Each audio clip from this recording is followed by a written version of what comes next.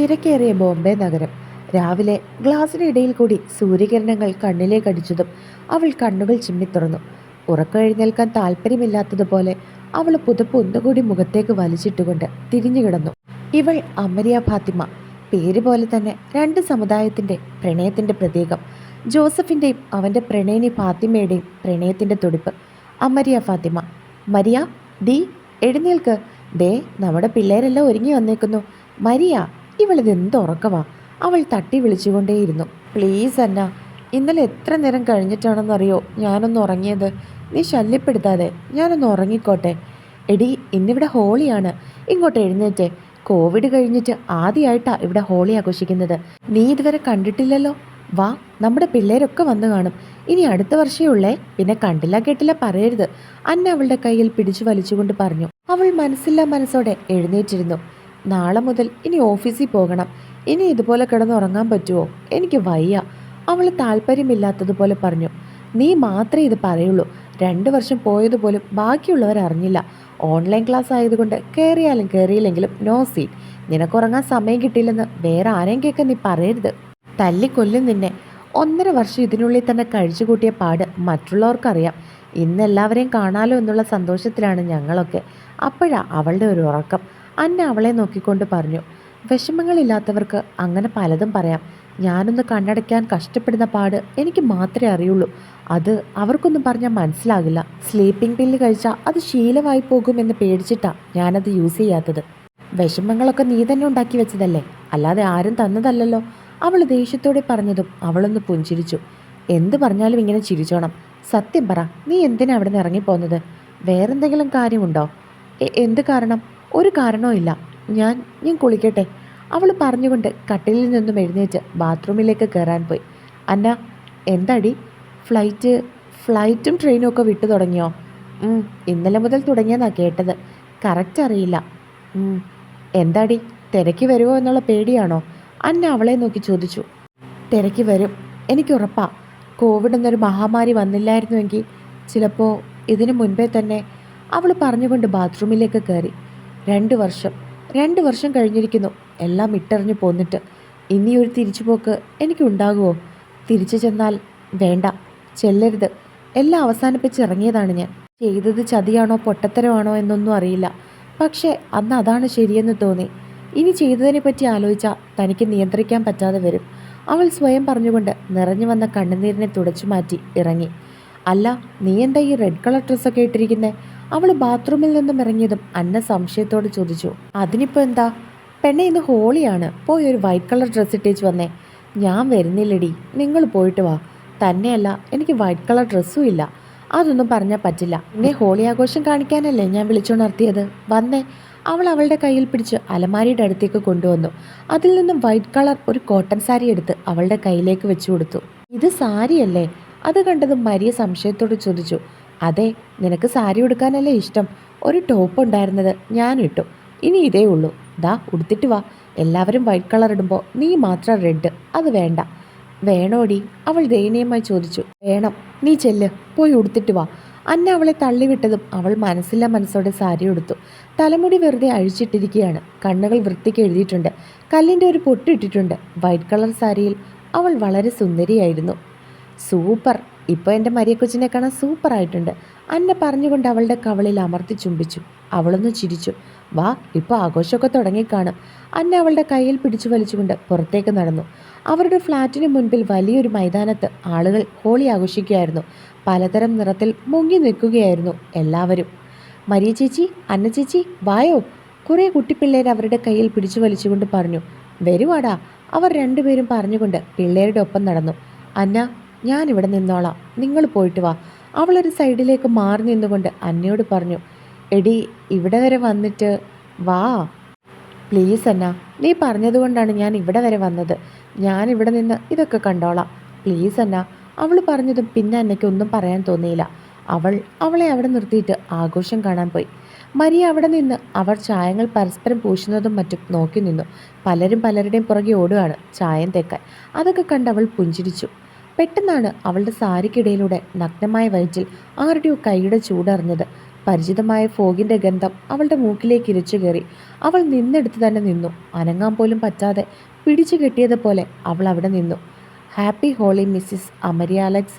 2 വർഷങ്ങൾക്ക് ശേഷം അവൻ്റെ ചൂട് നിശ്വാസവും ഗാംഭീര്യത്തോടെയുള്ള ശബ്ദവും അവളുടെ കാതിൽ മുഴുകിയതും അവൾ നിന്നെടുത്ത് തന്നെ നിന്ന് വിയർത്തൊഴുകി. ഇച്ഛായ. അവൾ കണ്ണുകൾ ഇറുക്കി അടച്ചു പിടിച്ചുകൊണ്ട് തന്നെ വിളിച്ചു. വിളിക്കരുത് എന്നെ അങ്ങനെ. ഈ 2 വർഷം ഇല്ലാതിരുന്ന സ്നേഹമൊന്നും ഇനി എനിക്ക് വേണ്ടടി. നീ എൻ്റെ പ്രണയം മാത്രമല്ലേ അറിഞ്ഞിട്ടുള്ളൂ. കാത്തിരുന്നോ നീ. നിനക്ക് പരിചിതമല്ലാത്ത ഒരു മുഖം കൂടി ഉണ്ടെനിക്ക്. അത് നീ അറിയാൻ പോകുന്നതേ ഉള്ളൂ. അവൻ അവളുടെ ഇടുപ്പിൽ അമർത്തി പിടിച്ചുകൊണ്ട് പറഞ്ഞു. വേദനിക്കുന്നു ഇച്ഛായ. വേദനിക്കണം. അതിനു വേണ്ടി തന്നെയാ പിടിച്ചത്. മനസ്സിന് നൽകിയ വേദനയേക്കാൾ വലുതല്ലടി ശരീരത്തിലുണ്ടാകുന്ന വേദന. അത് അനുഭവിച്ചവന് മാത്രമേ അതിൻ്റെ വിഷമം അറിയുള്ളൂ. അവൻ ദേഷ്യത്തോടെ പറഞ്ഞു. ഇച്ഛ ഞാൻ. അവൾ അവൻ്റെ കയ്യിൽ പിടിച്ചുകൊണ്ട് എന്തോ പറയാൻ തുടങ്ങി. തിരിഞ്ഞ് അവൻ്റെ മുഖത്തേക്കൊന്ന് നോക്കണമെന്നും ആ മുഖം ഒന്ന് കാണണമെന്നൊക്കെ അവൾക്കുണ്ടായിരുന്നു. പക്ഷേ അതിനുള്ള ധൈര്യം അവൾക്ക് കിട്ടിയില്ല. വേണ്ട, എനിക്ക് നിന്റെ ന്യായീകരണങ്ങളൊന്നും കേൾക്കണ്ട. ഇത്രയും നാളും ഒരു വാക്കുപോലും മിണ്ടാതെ നിന്റെ ശബ്ദം കേൾക്കാതെ ഞാൻ അറ്റ്ലീസ്റ്റ് എന്തിനായിരുന്നു ഈ ഒളിച്ചോട്ടം എന്നെങ്കിലും. ഒന്നിനും നിനക്ക് വയ്യായിരുന്നു. എന്നിട്ട് ഇപ്പോൾ എന്തിനാടി എന്നോട് സംസാരിക്കാൻ വരുന്നത്? അവൻ ചോദിച്ചതും അവൾക്ക് മറുപടി ഉണ്ടായിരുന്നില്ല. എൻ്റെ പാത്തു എന്തിനാണ് ഇങ്ങനെ ചെയ്തതെന്നറിയാതെ ഒരു പൊട്ടനെ പോലെ ഞാൻ ആ വീട്ടിൽ കഴിച്ചു കൂട്ടിയത് എനിക്ക് മാത്രമേ അറിയൂ. അവൻ്റെ നാവിൽ നിന്ന് വരുന്ന ഓരോ വാക്കുകളും, പ്രത്യേകിച്ച് എൻ്റെ പാത്തു എന്ന വാക്ക്, അവളെ ചുട്ടുപൊള്ളിച്ചു. അവൻ അവളുടെ ഇടുപ്പിൽ കൂടി തന്നെ ചുറ്റി വരിഞ്ഞുകൊണ്ട് അവളെ അവൻ്റെ നേരെ നിർത്തി. അവൾ കണ്ണുകൾ തുറന്ന് നോക്കാൻ തുടങ്ങിയതും അവൻ അവളുടെ പിന്തലയിൽ പിടിച്ച് അവൻ്റെ അടുത്തേക്ക് അടുപ്പിച്ചുകൊണ്ട് അവളുടെ ചുണ്ടിലേക്ക് ചുണ്ടു ചേർത്തു. അവൻ്റെ ഷർട്ടിൽ ചുരുട്ടി പിടിച്ചുകൊണ്ട് അവൾ കാൽവിരലുകളിലൊന്ന് ഉയർന്നു പൊങ്ങി. അവളുടെ കണ്ണുകൾ നിറഞ്ഞൊഴുകി. 2 വർഷങ്ങൾക്കിപ്പുറം അവളുടെ ചുണ്ടിൻ്റെ മൃദുലതയിൽ നിന്ന് മോചിതനാകാൻ അവന് മനസ്സ് വരുന്നില്ലായിരുന്നു.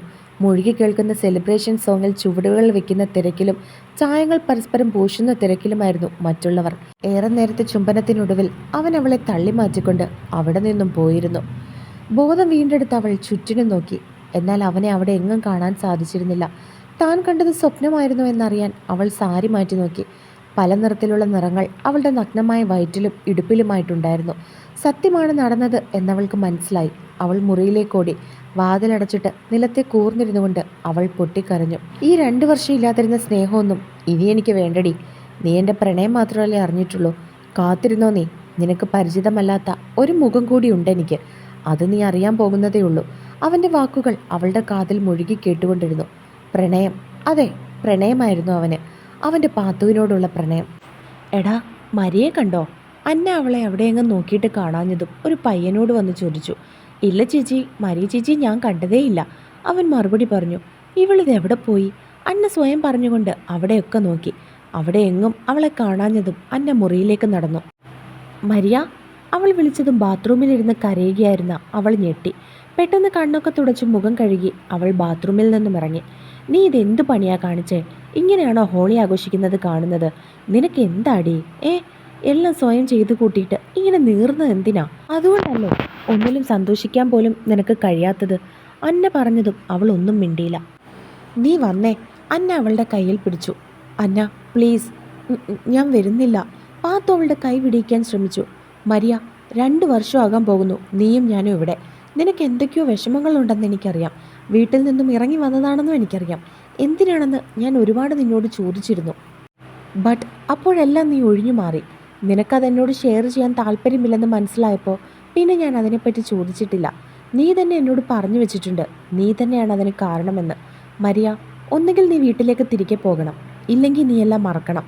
ഇങ്ങനെ രണ്ടിൻ്റെ ഇടയിൽ കിടന്ന് നീ സ്വയം വേദനിക്കുന്ന എന്തിനാടി? അന്ന അവളോട് ചോദിച്ചതും അവൾ പൊട്ടിക്കരഞ്ഞു. 3 വർഷങ്ങൾക്ക് മുൻപ് 2 കട്ടിലുകളിലായി വെള്ള പുതപ്പിച്ച് കിടത്തിയിരിക്കുന്ന 50 വയസ്സിനോടും 45 വയസ്സിനോടും അടുത്ത ഒരു സ്ത്രീയും പുരുഷനും. അതിനടുത്തായി അവരുടെ മുഖത്തേക്ക് തന്നെ നോക്കിയിരിക്കുന്ന 22കാരിയായ പെൺകുട്ടി. അവളെ ആശ്വസിപ്പിക്കാനോ ചേർത്ത് നിർത്താനോ ആരും അവിടെ ഉണ്ടായിരുന്നില്ല. മോളെ മരിയ, അയാൾ വിളിച്ചതും അവൾ തലയുയർത്തി നോക്കി. ഒച്ചവെക്കല്ലേ, പപ്പയും മമ്മിയും ഉറങ്ങുക. അവൾ ചുണ്ടിൽ വിരൽ വെച്ചുകൊണ്ട് പറഞ്ഞു. അയാൾ സംശയത്തോടെ അവളെ നോക്കി. പപ്പയെ കാണാൻ വന്നതാണോ? അവൾ ചോദിച്ചതും അയാൾ യാന്ത്രികമായി തലകുലുക്കി. പപ്പ എഴുന്നേൽക്കുമ്പോൾ ഞാൻ പറയാം, ഇപ്പോൾ ഉണർത്തണ്ട, പപ്പയ്ക്ക് വയ്യാതെ കിടക്കുക.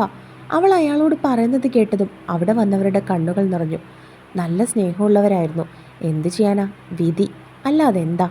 രണ്ടുപേരും പോയില്ലേ ഒന്നിച്ച്? ആ കുട്ടി അനാഥയായി. ഫാത്തിമയ്ക്ക് ക്യാൻസർ അല്ലായിരുന്നോ? അവിടെ നിന്നവരിൽ ഒരാൾ സംശയത്തോട് ചോദിച്ചു. അതെ, അവരെ ചികിത്സിക്കാൻ കൊണ്ടു നടക്കുകയായിരുന്നു അയാൾ. ഹോസ്പിറ്റലിൽ നിന്നും കീമോ കഴിഞ്ഞ് തിരിച്ചു വരുന്ന വഴി രണ്ടുപേരും ലോറിയായിരുന്നു എന്നാ കേട്ടത്.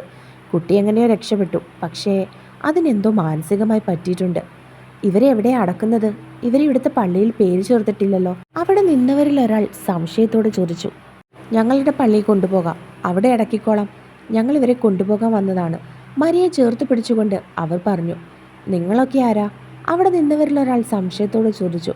ഞാൻ ജേക്കബ്, ഇതെൻ്റെ അനിയൻ ജോർജ്. ഇത് ഞങ്ങളുടെ ഏറ്റവും ഇളയ അനിയനാ, ജോസഫ്. അയാൾ വെള്ളപ്പുതപ്പിച്ച ശരീരത്തെ ചൂണ്ടിക്കാണിച്ചുകൊണ്ട് പറഞ്ഞു.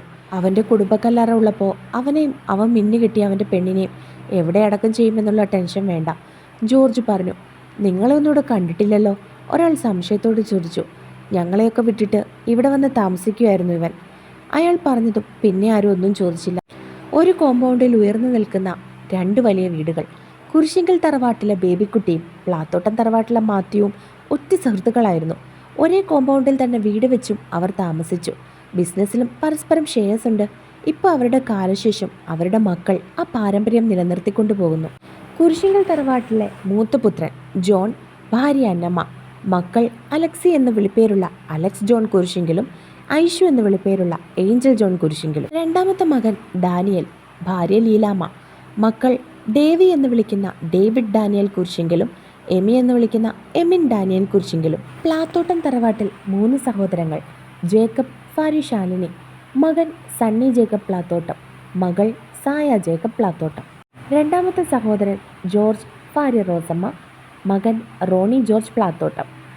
മൂന്നാമത്തെ ആളാണ് ജോസഫ്, ഭാര്യ ഫാത്തിമ, മകൾ അമരിയ ഫാത്തിമ ജോസഫ്. പ്ലാത്തോട്ടം തറവാടിനെ കിടുകിടെ വിറപ്പിച്ച വലിയപ്പച്ചൻ മാത്യു എന്ന നാട്ടുകാരുടെ മാത്തച്ഛൻ മുതലാളി തൻ്റെ ഇളയ മകൻ ജോസഫ് അന്യമതക്കാരിയായ ഫാത്തിമയെ വിവാഹം ചെയ്തതിൻ്റെ പേരിൽ അവിടെ നിന്നും പടിയടച്ച് പിണ്ടം വെച്ചു. അതിനുശേഷം ആരും അവരെ കണ്ടിട്ടില്ല. വലിയൊരു ബെൻസ് കാറ് കുരിശിങ്കൽ വീട്ടുമുറ്റത്തേക്ക് വന്നു നിന്നു. അതിൽ നിന്നും 6 അടി ഉയരവും കട്ട ബോഡിയും കട്ടിക്ക് വളർത്തിയിരിക്കുന്ന മീശയും ഡ്രിമ്മ് ചെയ്തു വെച്ചിരിക്കുന്ന താടിയുമൊക്കെയായി സുന്ദരനായ ഒരു ചെറുപ്പക്കാരൻ ഇറങ്ങി. ഒരു ബ്ലാക്ക് കളർ ഷർട്ടും ഗ്രേ കളർ പാൻറ്റുമാണ് അവൻ്റെ വേഷം. കൂളിംഗ് ഗ്ലാസ് പാതി തുറന്നിട്ട് അവൻ്റെ ഷർട്ടിൽ തൂങ്ങിക്കിടപ്പുണ്ട്. കഴുത്തിൽ കുരിശിൻ്റെ ഒരു സ്വർണ്ണമാലയും കയ്യിൽ സെയിം സ്വർണ്ണക്കുരിശിൻ്റെ ചെയിനും കിടപ്പുണ്ട്. അലസമായി കിടന്ന അവൻ്റെ മുടികൾ മാടി ഒതുക്കിക്കൊണ്ട് അവൻ കാറിൽ നിന്നും ഇറങ്ങി. ഇത് അലക്സ് ജോൺ കുരിശിങ്കൽ, കുരിശിങ്കൽ തറവാട്ടിലെ ആദ്യത്തെ ആൺതരി. ഡ്രൈവർ സീറ്റിൽ നിന്നും അവൻ്റെ പോലെ തന്നെ ഇരിക്കുന്ന, എന്നാൽ താടി ഫുൾ ഷേവ് ചെയ്തു വെച്ചിരിക്കുന്ന സുന്ദരനായ അടുത്തൊരു ചെറുപ്പക്കാരൻ ഇറങ്ങി. ഡേവിഡ് ഡാനിയൽ കുരിശിങ്കൽ, രണ്ടാമത്തെ ആൺതരി. മമ്മിമാരെ, പപ്പമാരെ, ദേ മൂത്ത സന്തതി അങ്ങ് UK നിന്ന് എഴുന്നള്ളിയിരിക്കുന്നു. അവൾ അകത്തു നിന്നും ഉറക്കെ വിളിച്ചു പറഞ്ഞുകൊണ്ട് ഇറങ്ങി. ഐഷുക്കുട്ടാ, അവൻ വിളിച്ചുകൊണ്ട് അവളെ പൊക്കിയെടുത്തു. അവൾ പൊട്ടിച്ചിരിച്ചു. അവൻ അവളെ 2-3 വട്ടം കറക്കി താഴേക്ക് നിർത്തി. അങ്ങനെ നമ്മുടെ സ്വപ്നമായ UK ബിസിനസ് പൂവണിയിച്ചുകൊണ്ട് the great businessman Alex John Kurisinkal തിരിച്ചെത്തിയിരിക്കുന്നു. അവൾ ചിരിച്ചുകൊണ്ട് പറഞ്ഞു. അവൾ പറയുന്നത് കേട്ട് അവൻ ചിരിയോടെ അവളുടെ തലയിലൊന്ന് കൊട്ടി. എൻ്റെ അന്നക്കുട്ടി എവിടെയടി? അവൻ അവളുടെ തലയിലൊന്ന് കൊട്ടിക്കൊണ്ട് ചോദിച്ചു. മോൻ വരുന്നതറിഞ്ഞ് ബീഫ് ഒലത്തിയതും താറാവ് കറിയൊക്കെ ഉണ്ടാക്കുക മമ്മിയും ലീലാമ്മയും. അസൂയ പാടില്ല ഐഷു, അവൻ അവളുടെ മൂക്കിൽ പിടിച്ച് വലിച്ചുകൊണ്ട് പറഞ്ഞു. എനിക്ക് അസൂയൊന്നുമില്ല, എല്ലാവർക്കും അറിയാവുന്ന കാര്യമാണല്ലോ അത്. ഏത്? മമ്മിക്ക് അലക്സ് ചാച്ചനോടാണ് സ്നേഹം എന്നുള്ളത്, അവൾ മുഖം വീർപ്പിച്ചു വെച്ചുകൊണ്ട് പറഞ്ഞു. ഇനി അങ്ങനെ പറ, ആർക്ക് സ്നേഹമില്ലെങ്കിലും എൻ്റെ ഐഷുവിനോട് നിന്റെ ചാച്ചന് സ്നേഹമില്ലാതിരിക്കുമോ? അവൻ അവളുടെ കവളിൽ പിടിച്ചു വലിച്ചുകൊണ്ട് പറഞ്ഞു. ഇവൾ ഏഞ്ചൽ ജോൺ കുരിശിങ്കൽ, എല്ലാവരുടെയും ഐഷു, നമ്മുടെ ഇച്ചായൻ്റെ ഒരേ ഒരു അനിയത്തിക്കുട്ടി. എമി മോൾ എന്തിയടി? അവൾ ട്യൂഷന് പോയി, +2 എക്സാം തുടങ്ങുമല്ലേ. നീ പോയതിനു ശേഷം അവൾക്ക് ഒരു പേടിയും ചൂടും ഇല്ലടാ. എന്നെ ഒന്നും അവൾക്ക് വിലയേ ഇല്ല. കുറച്ചെങ്കിലും പേടിയുള്ളത് നിന്നെയാ. ദേവി അവനെ നോക്കി പറഞ്ഞു. ഹാ, ഇനി സമയമുണ്ടല്ലോ, ഞാൻ പഠിപ്പിച്ചോളാം, അവൻ ചിരിച്ചുകൊണ്ട് പറഞ്ഞു. അവന്മാരൊന്നും അപ്പുറത്തില്ലേടാ? ഇല്ലടാ, അവരൊക്കെ ജോസഫ് അങ്കിളുടെ നാട്ടിൽ പോയേക്കുവാ. എന്തൊക്കെയോ ഫോർമാലിറ്റീസോ മറ്റോ ഉണ്ട്. ഡേവിഡും അലക്സും ചേട്ടനനിയന്മാരുടെ മക്കളാണ്. ഇപ്പോൾ ഇവർ പറഞ്ഞത് എമിൻ ഡാനിയൽ കുരിശിങ്കൽ എന്ന ഡേവിഡിൻ്റെ കുസൃതിക്കുടുക്കിയായ അനിയത്തിയെക്കുറിച്ചാണ്. പുള്ളിക്കാരി പഠിക്കാൻ കുറച്ച് പുറകോട്ടാണെങ്കിലും വാചകമടിയിൽ ആരെയും കടത്തിവിട്ടു. പുള്ളിക്കാരി +2 പഠിക്കുന്നു. അലക്സ് 3-4 മാസമായിട്ട് UK ബിസിനസ് ആവശ്യത്തിന് പോയതാണ്. അവനാണ് കുരിശിങ്കൽ തറവാട്ടിലെ എല്ലാ ബിസിനസ്സും പപ്പമാർക്ക് ശേഷം നോക്കി നടത്തുന്നത്. ഡേവിഡിന് പിന്നെ അതിലൊന്നും വലിയ താല്പര്യമില്ല. പുള്ളിയുടെ രീതിയിൽ ഫ്രീലാൻസ് ഇൻറ്റീരിയർ ഡിസൈനറാണ്. നമ്മുടെ ഐഷു ഇപ്പോൾ ഡിഗ്രി പഠിക്കുകയാണ്. അവരുടെ തന്നെ കോളേജിലാണ് അവൾ പഠിക്കുന്നത്. അവൻ കാറിൽ നിന്നും ലഗേജൊക്കെ ആയിട്ട് വീടിനകത്തേക്ക് കയറാൻ തുടങ്ങിയതും അവൻ്റെ കാറിൻ്റെ ബാക്കിലെ ചില്ലുകൾ തകർന്നു വീണതും ഒന്നിച്ചായിരുന്നു. അവർ 3 പേരും സൗണ്ട് കേട്ട് ഞെട്ടി പുറകിലേക്ക് നോക്കി. ഒരു കല്ലുമായിട്ട് ഹാഫ് പാവാടയും ക്രോപ്പ് ടോപ്പും ഇട്ട് നിൽക്കുന്ന അവളെയാണ് അവൻ കണ്ടത്. മുടിയെല്ലാം കൂടി വാരിക്കെട്ടി ബൺ ചെയ്ത് മുകളിലേക്ക് വെച്ചിട്ടുണ്ട്. കാതിലൊരു സ്റ്റഡിൻ്റെ കമ്മലിട്ടിട്ടുണ്ട്. കഴുത്തിൽ ഒരു കുഞ്ഞു ചെയിനും. കാലിൽ സ്വർണ്ണ പാദസരവുമുണ്ട്. വേറെ ചമയങ്ങളോ അലങ്കാരങ്ങളോ ഒന്നും അവളുടെ ശരീരത്തിലില്ല. അവരുടെ മുറ്റത്ത് നിൽക്കുന്ന മാവിലെ മാങ്ങയാണ് അവളുടെ ഉന്നം. പക്ഷെ ഉന്നം തെറ്റി കല്ലുകൾ പല വഴിക്കും പോകുന്നുണ്ട്. അവൾ കല്ലുകൾ മുകളിലേക്ക് എറിയുമ്പോൾ ഇട്ടിരിക്കുന്ന ടോപ്പ് പൊങ്ങുന്നുണ്ട്. അവളുടെ വെളുത്ത വയറിലേക്ക് അവൻ്റെ കണ്ണുകൾ യാന്ത്രികമായി ചെന്നെത്തി. വീണ്ടും കാറിലേക്ക് വന്ന് ശക്തിയോടെ വീണ കല്ലിൻ്റെ സൗണ്ടാണ് അവളിൽ നിന്നും നോട്ടം പിൻവലിക്കാൻ സഹായിച്ചത്. അവൻ കാറിലേക്ക് നോക്കി. ബാക്കിലെ ചില്ലുകൾ മുഴുവൻ പൊട്ടിപ്പോയിരുന്നു. അവൻ്റെ മുഖത്ത് ദേഷ്യം ഇരച്ചു കയറി. അവൻ അത്രയും ഇഷ്ടപ്പെട്ട് വാങ്ങിയ കാറായിരുന്നു അത്. അവൻ കൈകൾ ചുരുട്ടി പിടിച്ചുകൊണ്ട് അവളുടെ അടുത്തേക്ക് നടന്നു. ചാച്ച, ആയിഷു വിളിച്ചുകൊണ്ട് പുറകിലോടിയതും ദേവിയും അവൻ്റെ പുറകെ ചെന്നു. ഡി, ദേഷ്യത്തോടെയുള്ള അവൻ്റെ വിളി കേട്ട് അവൾ ഞെട്ടി.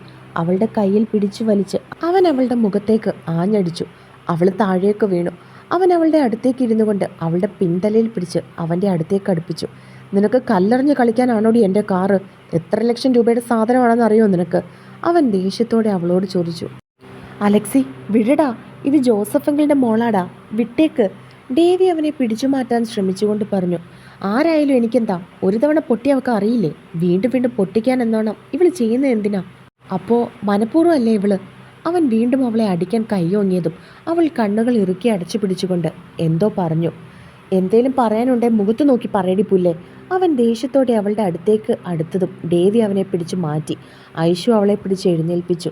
എടാ, അവൾ അറിയാതെ ചെയ്തതല്ലേ. അറിയാതെ ചെയ്യാൻ ഇവളെന്താ കൊച്ചു കുഞ്ഞാണോ? അതോ ഇവക്ക് ഭ്രാന്താണോ? അവൻ ദേഷ്യത്തോട് ചോദിച്ചു. നീ രണ്ടാമത് പറഞ്ഞത് അവൾക്ക് എന്ത് ഭ്രാന്ത്?